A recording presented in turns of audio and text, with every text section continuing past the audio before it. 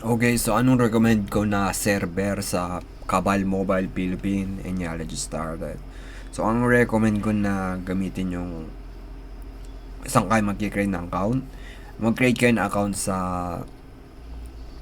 pinakamaraming player count or Kabal count na player. Laging busy yung server. So Phoenix, may tatlong server sa Philippine now.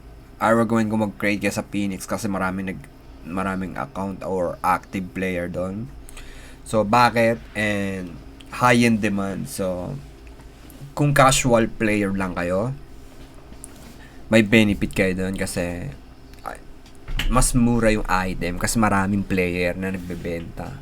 So ayun yung high in demand. So yung poor score, so yung 10 years ago naglalaro ako ng Kabal sa Philippine yun.